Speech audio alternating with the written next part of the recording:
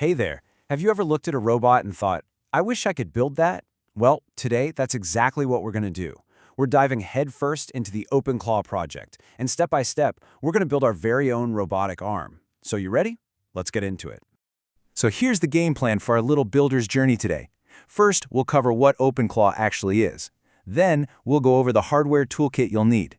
After that, the fun part, assembling the arm.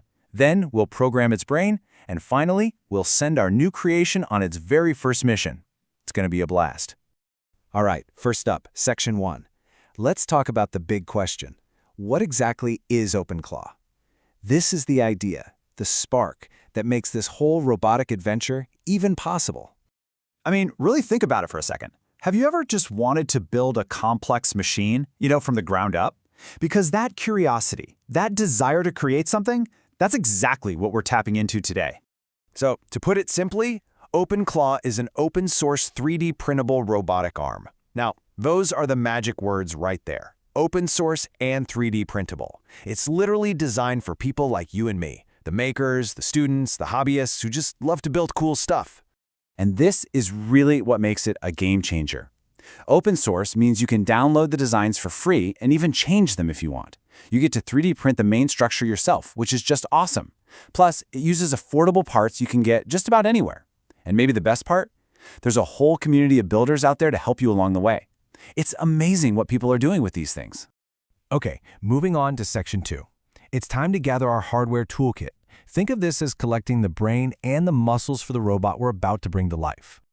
I absolutely love this breakdown because it just clicks. You've got the 3D printed parts, which are like the skeleton. They give it its shape and structure. Then you have the servo motors, which are the muscles that make it move. The brain is a tiny computer, a microcontroller like an Arduino, telling all the muscles what to do. And of course the wires in the power supply, well, that's the nervous system, carrying power and all those important signals.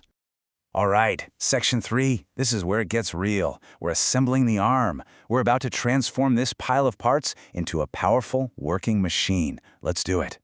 The whole build is broken down into 4 clear stages, which makes it feel totally doable. You start with the rotating base. That's the foundation. Then you put together the arm segments themselves. After that, you mount the servo muscles, and finally, you wire everything up to the microcontroller brain. Oh, and a little pro tip. Getting those servos mounted can be a bit tricky, so don't be afraid to check out the community forums. They're a huge help. And this quote just hits the nail on the head. It really does feel like magic. There's this incredible moment when you tighten that last screw, step back, and realize that pile of plastic and wires now looks like a robot. It's an amazing feeling, for sure. And that brings us to Section 4, programming the brain. We've built the body, we've given it muscles, now it's time to give it that spark of life with a little bit of code. Now check this out. The OpenClaw has 6 degrees of freedom. What does that mean? It means it can move in 6 totally different ways. It can pivot, bend at the shoulder, the elbow, the wrist. It can even rotate the claw itself. This gives it a huge range of motion, the kind of complex movement you'd usually only see in super expensive industrial robots. It's seriously impressive. So, how do you actually make it move? Well, you've got 2 main choices. You can go with manual control, using a controller to move it around in real time, kind of like you're playing a video game. Or you can automate it. You can write a script that tells the arm exactly what to do, and it'll follow that sequence of actions perfectly, over and over again. And here we are, the grand finale. Section 5, your first mission. This is the payoff. This is where all that building and coding comes together, and we put our OpenClaw to the test. So, the challenge itself is simple, but this moment is huge. We've programmed our OpenClaw with its very first task to simply reach out and pick up a small block. Let's see how it does. And just watch, you see the arm extend, moving smoothly into position. The claw closes right around the block, and with this steady, precise motion, it starts to lift. Every single piece of our work, all the building, all the coding, it all comes down to this one perfect movement. It carries the block to the target. The claw opens and release. Mission complete. Just like that. Your robot has done it. It's officially alive. So there you have it.